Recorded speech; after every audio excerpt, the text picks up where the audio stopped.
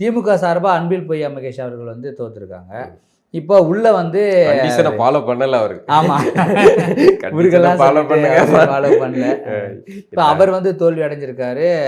உதயநிதி ஸ்டாலின் இப்போ உள்ள இருக்காரு. அவருக்கு துணையா அவருடைய நண்பர் அன்பில் பொய்யா மகேஷை திருச்சி கிழக்கில் நிற்க வச்சு வெற்றி பெற செய்து அவருக்கு அனுப்பணும்னு நினைப்பாங்களா? இல்லை இப்போ எம்எல்ஏவா தோத்து போன முதல்வர் ஸ்டாலின் அவரை ஒருவேளை அங்கே நிற்க வச்சு அவரை சட்டமன்றத்துக்கு அனுப்பணும்னு நினைப்பாங்களா? எந்த மாதிரியான நிலைப்பாடுகள் திமுக? எனக்கு தெரிஞ்சு வந்து ஸ்டாலின் போகிறதுக்கு வாய்ப்பு இல்லை அப்படின்னு நினைக்கிறேன். ஏன்னா இப்போ வந்து களம் வந்து இளம் தலைவர்களுக்கான களமா சட்டமன்றம் மாறுது.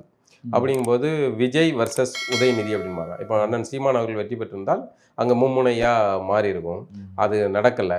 அப்படிங்கும்போது ஸ்டாலின் இந்த இதுக்குள்ள போயிட்டு உள்ள உட்காரணும் அப்படிங்கிற மாதிரியான எதிர்கட்சி தலைவராக ஆகணும்னா ஒருவேளை அவர் உள்ள அதான் பையனை உட்கார வச்சிருவாங்க. அந்த மாதிரி ஆயிரப்போகுது. இப்போ ஸ்டாலின் வெற்றி பெற்றே ஆக வேண்டியது. ஆனால் வந்து இது ஒரு வரலாற்று சிறப்புமிக்க தோல்வி. ஏன்னா ஸ்டாலின் தான் தொடரட்டுமே அப்படின்னு தான் அவங்க ப்ரமோஷனே பண்ணாங்க. அந்த ஸ்டாலினையே வந்து தோக்கடிச்சாங்க மக்கள் அப்படிங்கிறது இருக்குல்ல, எல்லாம் விஜய் அலையில் முடிஞ்சு போனது.